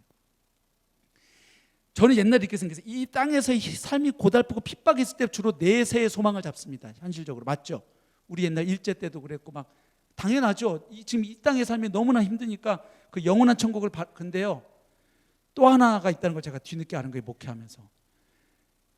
이미 그리스도 안에서 주어진 이 소위 말하는 already 하나님 나라의 현재적 성취를 상도들이 많이 깨닫고 누릴수록 완성될 천국에 대한 소망이 생긴다는 걸 제가 알았어요. 목회하면서. 무슨 소리냐? 지금 우리가 받은 거는 나중에 우리가 보게 되고 누릴 거에 비하면 이건 첫 열매에 불과하고 쬐끔이에요. 맛보기예요, 사실은. 맞죠? 근데 맛보기가 이 정도야. 그러면 그 영원한 나라에 들어가서 우리가 누리고 우리가 왕노릇하게 되고 주님과 영원토록 함께 그 삶은 도대체 얼마나 황홀할까? 여기서 천국 소망이 생기는 거예요. 근데 그냥 우리들은 자꾸, 여러분 지금 삶이 고달프고 힘드시죠? 천국 소망을 붙잡아야 됩니다. 우리 자꾸 이렇게만 접근하죠. 그러니까 중요한 한 축을 놓치고 있다, 이런 말씀을 좀 드리고 싶습니다. 그 다음 나머지 구절들 지금 많이 남으셔서 걱정하시는 것 같은데 걱정하실 필요가 하나도 없습니다. 그 구절들은 나머지 나온 거는 성경에 나타난 메시아의 8가지 이미지입니다. 이건 제가 모든 사람을 위한 복, 모사복에 다 나오는 내용이죠. 성경은 면면이 메시아를 얘기하고 있다. 성경 전체가 결국 예수님 얘기다, 그 얘기를 하는 겁니다. 지금 창세기 3장 15절은 여자의 후손으로 오실 메시아에 대한 원시복음이죠. 창세기 22장 18절은 그 여자의 후손이 특별히 누구의 씨로 오실 것이다. 아브라함의 씨로 오셔서 천하 모든 민족이 복을 받게 하실 것이다. 아브라함의 후손, 아브라함의 씨로 오실 메시아. 창세기 49장 10절 야곱이 아들들에게 예언하면서 축복한 내용, 그죠? 유언하면서 유다 지파, 그죠? 유다의 사자 얘기하죠. 거기 유다 지파에서 오시는 실로, 그 평화의 왕, 유다 지파의 왕으로 오실 메시아. 사무엘하 7장 12, 16절 다윗 언약, 나단의 신탁이라고도 하는 중요한 말씀, 바로 다윗의 씨로 오실 메시아, 왕적인 메시아죠. 그 다음 신명기 18장 15절에서 19절은 뭡니까? 제2의 모세, 모세와 같은 선지자로 오실 메시아. 그 다음 시편 110편 4절은 아론의 반차, 레위 지파가 아니라 누구죠? 멜기세덱, 그 신비한 히브리서에서도 말하고 있죠. 멜기세덱의 반차를 따른 영원한 대제사장으로 오실 메시아. 다니엘서 7장 13절 14절은 또 어떤 메시아입니까? 인자 같은 이로 오시는 하나님의 아들. 근데 그동안 한국교회가 오해한 게 이 인자 같은 이죠. 하나님의 아들은 예수님의 신성을 나타내고 인자는 예수님의 인성을 나타낸다. 아주 틀린 설명이죠. 아시죠? 예수님께서 인자라는 이 호칭, 자기 역할을 가리키는 호칭을 쓸 때는 앞에 정관사가 붙어 있는 거 아시죠? The Son of Man이에요. 그 하나님의 아들. 그래서 그 가리키고 있어요. 어디에 나오는 하나님의 아들? 다니엘서에 나오는. 근데 이분은 인자 같으니까 사람과 비슷한 분인데 뭘 타고 오셔요? 구름 타고 나타나요. 성경에서 구름 타고 나타나는 존재는 신적 존재예요. 근데 그분이 하나님 아버지는 또 아니에요. 왜? 이분이 하나님께로 가서 모든 만국의 영광과 모든 통치권을 하나님께로 넘겨받으니까. 하나님과 비슷한 분인데 하나님과는 구별되는 분이 인자 같은 이에요. 그렇죠? 그래서 이것은 신성을 가리키죠, 오히려. 그렇죠? 네. 자, 어찌됐든 인자 같은 이로 오실 하나님의 아들. 그 다음 이사야 52장 13절에서 53장 12절은 상반되는 이미지. 여호와의 고난받는 종으로 오실 메시아. 그래서 이렇게 볼 때 구약 성경은 창세기부터 시작해서 계속해서 그분이 오신다. 그분이 오셔서 너희를 구원하시고 이 세상을 다시 하나님의 나라로, 샬롬의 나라, 안식의 나라로 회복하신다. 아멘. 성경 그 얘기죠, 결국. 네. 그리고 그 다음에 있는 성경 구절은 뭘까요? 새 언약에 대한 중요 구절들. 우리 총체적 복음 컨퍼런스 1년차 때인가 최정기 교수님이 그때 새 언약 부분도 아주 잘 한번 다뤄주신 적 있죠. 예레미야 31장 31절부터 34절 새 언약에 대한 중요한 말씀 아시죠? 새 언약의 가장 큰 특징은 뭐죠? 하나님의 법을 사람들의 마음판에 새겨서 지키게 하겠다는 거예요. 옛 언약, 시내산 언약은 하나님의 말씀을 돌판에 새겨줬지만 할례받지 못한 마음으로는 그걸 지킬 수가 없었죠. 그래서 이 새 언약에 대한 말씀. 그런데 하나님의 말씀이 마음판에 새겨진다는 게 뭘까? 그거를 설명해 준 사람이 에스겔 선지자죠. 우리에게 어떤 영을 붓는다? 새 영, 하나님의 영을 부어서 마음을, 부드러운 마음을 주시고 하나님의 법에 순종하게 하셔서 나는 너희 하나님이 되고 너희는 내 백성이 되리라는 그 새 언약 말씀이죠. 그 다음에 이사야 59장 21절, 이거 다 새 언약. 특별히 하나님의 종으로 오시는 분이 그 새 언약의 중보자가 되실 것에 대한 말씀이 42장 6절 49장 8절 나오죠. 너로 백성의 언약이 되게 하겠다는 말씀 기억하실 거예요. 그리고 누가복음 22장 20절 보면 예수님이 최후의 만찬에서 포도주를 주면서 뭐라고 말씀하십니까? 예수님 뭐라고 말씀하세요? 저녁 먹은 후에 잔도 그와 같이 하여 이르시되 이 잔은 내 피로 세우는 새 언약이니 곧 너희를 위하여 붓는 것이라. 바로 예수님의 십자가 보혈로 말미암아 하나님과 우리 사이에 새 언약이 성취되었다는 사실을 될 거라는 걸 미리 예고하신 것이죠. 그리고 이 말씀이 성취되었다는 걸 제자들은 부활로 깨닫게 되는 거죠. 그렇죠? 이때 당시에 제자들은 다 깨닫지 못하고 믿지 못한 상태였죠. 부활하신 후에 비로소 알게 되죠. 요한복음 2장 22절도 보면 제자들이 예수님께서 죽은 자 가운데 살아나신 후에야 예수님이 하신 그 말씀을 믿었더라 이렇게 돼 있어요. 그렇죠? 네. 그래서 사도행전에서 나타난 사도들의 주된 임무와 모습은 부활의 증인입니다. 근데 또 여기서 우리가 오늘 한국교회 문제점을 하나 할 수 있죠. 부활의 복음이 잘 전해지지 않죠. 그냥 예수님이 널 위해서 죽으셨어. 그래서 이거 믿으면 죄사함 받아. 이렇게 복음이 설명돼요. 그리고 그냥 부활은 그냥 예수님이 죽으시고 부활했어 언급할 때만 나와요. 그 부활에 담긴 복음적 의미, 신학적 의미 설명 안 되잖아요. 그래서 저도 강서 침략교에서 5기로 부활 복음을 10주 연달아 한 거예요. 성도들이 그냥 부활을 생각을 안 해. 그리고 부활을 믿지를 않아. 그냥 교리적으로 믿는 거죠. 정말 예수님이 부활을 믿을 때 뭐가 가능하냐면요, 그 부활하신 주님의 주권 앞에 순종합니다. 그리고 이 세상 만사도 부활한 주님이 다스리고 통치하신다는 믿음이 생겨야 이제 신문을 보고 뉴스를 볼 때 주님이 다스리는 하나님 나라 관점에서 세상의 역사를 볼 수 있는 눈이 비로소 열리는 거예요. 근데 이게 안 열리니까 성경 따로 세상 역사 따로예요. 그냥 가짜 뉴스 맨날 보고 믿는 거예요. 주님이 다스리고 통치하는 이 하나님 나라 관점에서 대한민국 역사도 해석을 해야 될 거 아니에요. 근데 그 복음을 어디다 팔아먹고, 복음은 그냥 천국 가는 패스용으로만 써먹고 이 세상을 바라보고 해석하는 데는 복음이 관계가 없으니까 그러니까 복음이 굉장히 왜소해지는 거예요. 그러니까 성도들이 복음보다 자꾸 애만 데 관심을 갖고 신천지도 끌려가고 하는 거죠. 그렇죠? 네. 그 다음에 나오는 그 히브리서 말씀들을 보면 전부 바로 예수님이 새 언약의 중보자요 성취자였다는 중요한 말씀들입니다. 4번 가겠습니다. 복음은 모든 것을 새롭게 하며 영향을 미칠 수 있는 단 한 가지 핵심 혹은 센터가 되기에 충분하기 때문입니다. 예. 자, 로마서 1장 16절부터 보면 복음을 능력으로 표현합니다, 바울이. 예. 로마서 1장 16절 보실까요? 내가 복음을 부끄러워하지 아니하노니 이 복음은 모든 믿는 자에게 구원을 주시는 하나님의 능력이 됨이라. 먼저는 유대인에게요, 그리고 헬라인에게로다. 아멘. 우리에게 복음이 뭐냐고 물으면 우리 입에서 무슨 단어가 튀어나올까요? 복음은 십자가입니다. 복음은 은혜입니다. 복음은 속죄의 은혜입니다.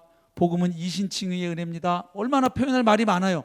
근데 지금 이 구절에서 복음을 바울은 한마디로 뭘로 정리하는 거예요? 복음? 능력이야. 능력이야, 복음. 그래서요, 갈라디아서랑 고린도전서에서 바울의 논리를 가만히 따라가 보면 복음과 비복음, 복음과 복음 아닌 것을 분별하고 구분하는 시금석이 뭐냐? 능력 유무라는 거예요. 정말로 그게 사람을 구원하는 능력이 있느냐? 오케이, 복음. 그럴듯해 보이는데 실제로 사람을 구원하지 못해? 복음 아님. 제 말이 아니에요. 보세요. 갈라디아 5장 2절 6절. 자, 갈라디아에서 쟁점은 이거죠. 우리가 과연 어떻게 의의 소망에 도달할 수 있는가, 다다를 수 있는가, 이 문제에 대해서 두 가지가 싸우는 거예요. 하나는 율법이나 할례를 통해서 의롭게 되려는 시도, 또 하나는 뭐예요? 오직 믿음으로. 그럼 이 두 가지 중에 뭐가 정답이냐? 바울은 답 정해져 있어요. 오직 믿음이에요. 근데 그걸 어떻게 갈라디아 교회 성도들한테 말하는지를 한번 읽어보십시오. 바울의 표현. 보라, 갈라디아 5장 2절. 나 바울은 너희에게 말하노니 너희가 만일 할례를 받으면 그리스도께서 너희에게 아무 유익이 없으리라. 내가 할례를 받는 각 사람에게 다시 증언하노니 그는 율법 전체를 행할 의무를 가진 자라. 그 다음 잘 보셔야 돼요. 율법 안에서 의롭다 함을 하드려 하는 너희, 지금 거짓 교사들의 복음을 막 받아들이고 있는 갈라디아 교회 일부 성도들을 향해서 너희는 그리스도에게서 끊어지고 은혜에서 떨어진 자로다. 죽는 길이야. 그 길 경고하는 겁니다. 그 다음을 잘 보세요. 또 우리는 그러면 어떤 입장이냐? 니네는 지금 율법으로 할례로 그걸로 의로워지려고 하지, 우리는 성령으로 믿음을 따라 의의 소망을 기다린다. 그리고 나서 하는 말, 그리스도 예수 안에서는 할례나 무할례나 효력이 없으되 사랑으로서 역사하는 믿음뿐이니라. 효력이 없다, 이 말은 뭐예요? 약발 없음, 그 소리예요. 쉽게 얘기하면. 예? 그럴듯하지, 율법 할례 다시 니네 이방인들도 개종해야 된다 이대로 그럴듯해 보이는데 그게 정말로 사람을 죄 사하게 하고 거듭나게 하느냐? 그 면에서 할례든 무할례든 사람을 정말로 의롭게 하고 거듭나게 하고 하나님의 자녀로 살아게 하는 그 문제에 관한 한 할례나 무할례는 아무 효력이 없다. 약발이 없다. 다른 말로 하면 능력이 없다. 그건 복음 아니야. 그 얘기예요. 사랑으로서 역사하는 믿음. 역사한다는 거야. 할렐루야. 예. 그 다음에 고린도전서로 가면 이번에는 복음의 대항마로 뭐가 등장하죠? 갈라디아에서는 복음의 대항마가 율법, 할례 이런 거였다면 고린도전서에서는 헬라의 철학과 지혜였습니다. 맞죠? 바울이 어떻게 얘기하는지 보십시오. 유대인은 표적을 구하고 헬라인은 지혜를 찾으나. 바울은 굉장히 그 문화에 대한 감각이 뛰어났어요. 아주 센서티브한 사람이었습니다.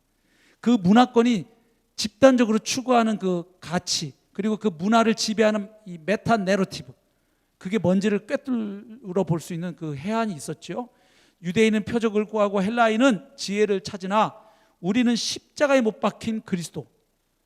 여러분, 유대인에게 십자가에 못 박힌 그리스도라는 말은 뜨거운 얼음 이상으로 모순적인 표현이에요. 맞죠? 뜨거운 얼음이 말이 되냐고요. 아니, 그리스도는 하나님이 보내실 구원자예요. 그럼 그리스도라는 단어가 풍기는 뉘앙스는 우리 아까 막 여기 단어 막 했는데, 그리스도 그러면 뭐가 떠올라요? 구원자, 왕, 통치, 주권, 영광, 승리. 십자가는요? 저주, 패배, 멸망, 이런 심판. 이게 두 개가 어떻게 조화돼요? 이해할 수 없는 거죠. 왜? 그들이 기다리는 메시아는 다윗의 씨로 오셔서, 왕으로 오셔서 다시 다윗 시대의 영광과 번영을 재현해 줄, 우리를 이 로마의 속국에서 해방시켜 줄, 경제적이고 정치적이고 군사적인 번영을 다시 가져다 줄 그 제2의 다윗을 기다리고 있었잖아요. 그러니 뭐 십자가에 달린 그리스도라는 건 말이 되냐고요. 그러니까 유대인에게는 거리끼는 것, 스칸달론이죠. 걸려 넘어지게 하는 스탬블링 블럭 같은 거고, 헬라인들이 볼 때는 미련 곰투이 같은 소리죠. 왜냐하면 부활의 복음을 전하니까. 아니, 헬라인들이 볼 때 그 이원론, 영지주의나 그 이원론 아시죠? 죽으면 영혼이 육체라는 감옥에서 떠나서 해방이 됐는데 그게 다시 돌아왔다는 거예요. 이게 얼마나 미련해. 그리고 더 미련한 건 이거죠. 그리스 로마 신화를 떠올려 보세요. 신들이 서열이 높을수록 뭐가 세요?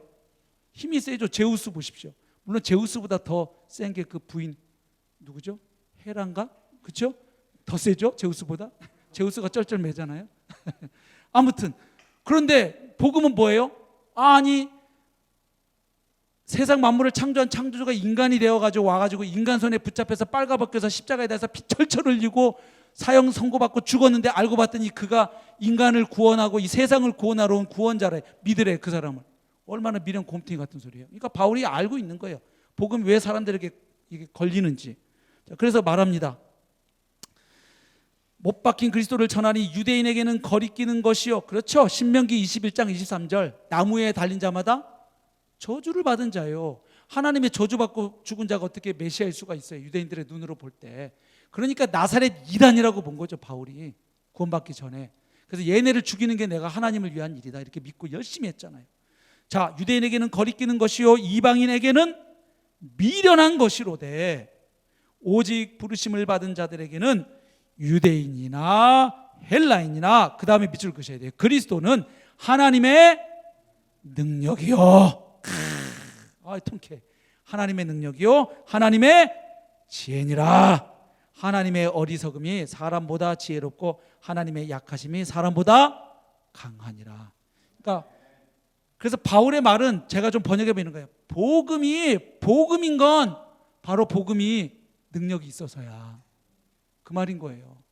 너네를 정말로 죄와 사망에서 하나님의 진노의 심판에서 건져 구원하고, 그 육체의 종노릇하고 육체의 소욕 사탄의 종노릇하고 이 세상 유행의 종노릇하며 살던 너희를 정말로 자유케 하고 건져내는 그 능력이 있는 게 뭐냐?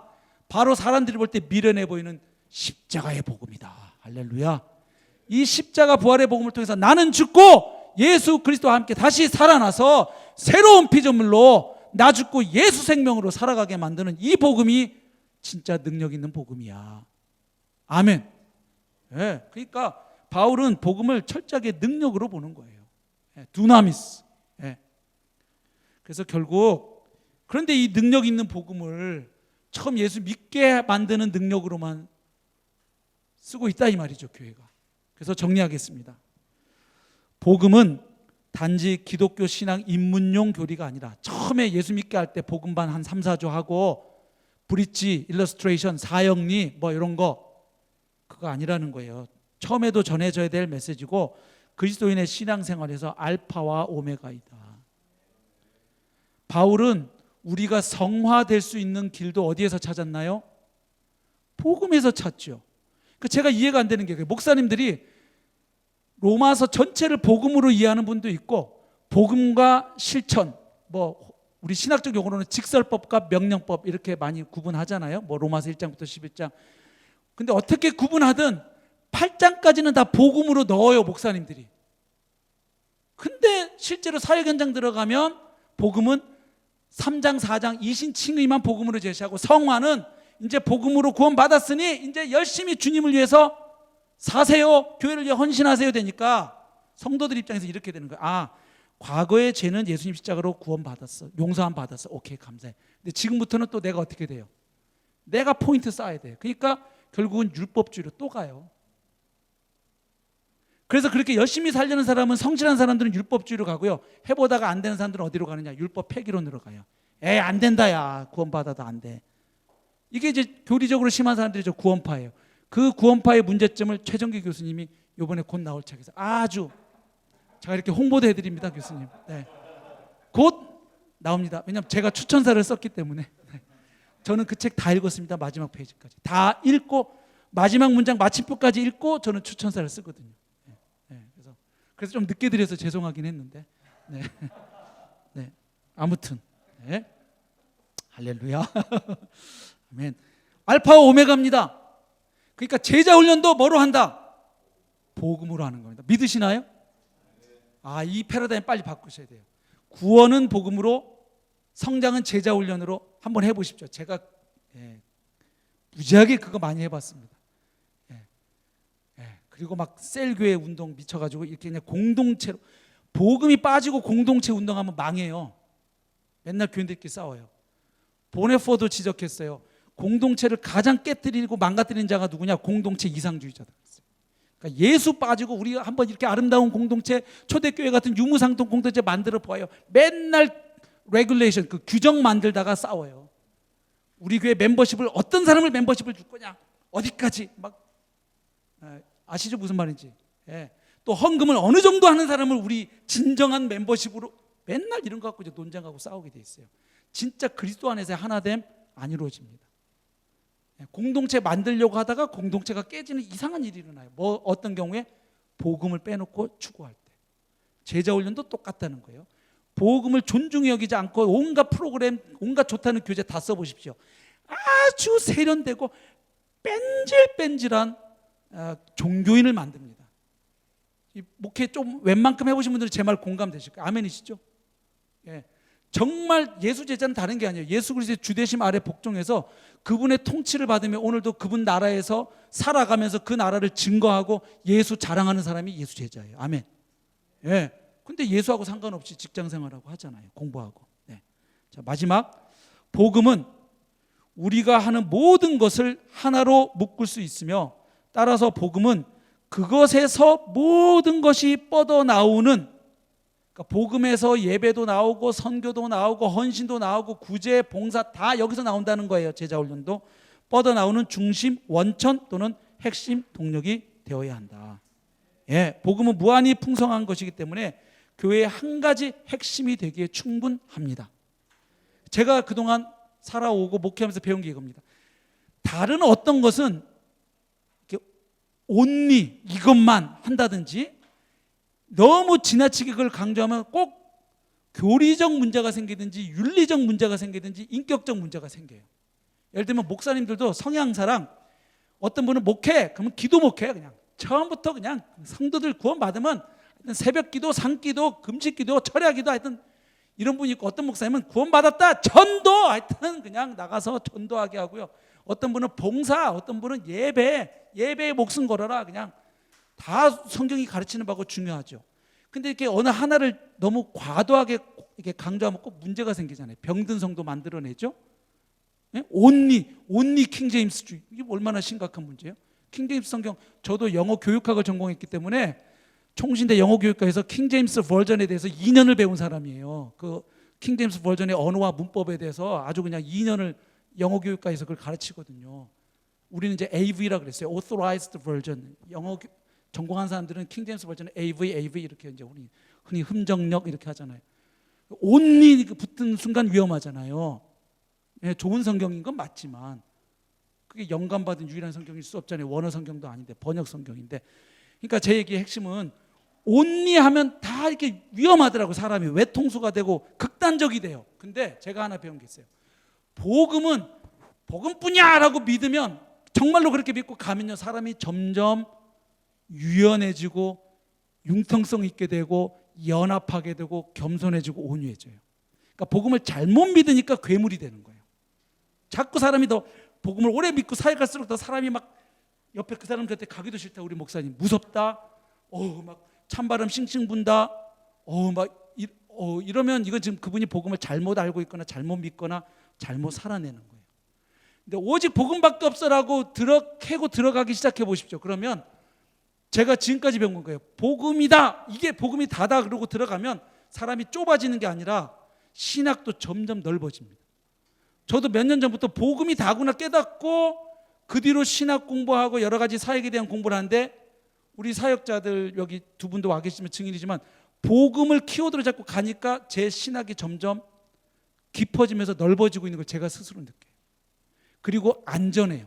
복음을 그렇게 안 잡고 책을 넓게 읽잖아요. 이게 헷갈려가지고 사람 나중에 헛소리해요. 그래서 그렇게 되면 그가 젊을 때 초기에는 제대로 복음적 설교를 했는데 노년에 이상한 헛소리하는 분들 가끔 있거든요. 신학자들도.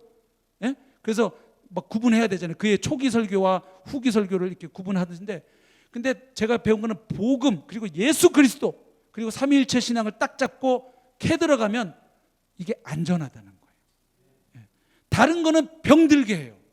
하여튼 사람이 망가지더라고요. 제가 보니까 이게 다야 김 목사 이런 분들 보면 3년 뒤에 보면 스캔들 나 있고, 이게 다야 했는데 나중에 보면 돈 문제 터뜨려서 목회 그만두고 있고, 이게 다야 했는데 막 교회를 막 무슨 막 절대 군주처럼 막 완전히 무슨 막 파쇼처럼 교회를 운영하고 있고 막 독재적으로 운영하고 있고 문제가 생기더라고요. 근데 제가 지금 저도 제 주위에 교제하는 분들 중에 복음이면 충분해, 복음이 다야 이렇게 믿는 분들은 3년 뒤에 만나보잖아요.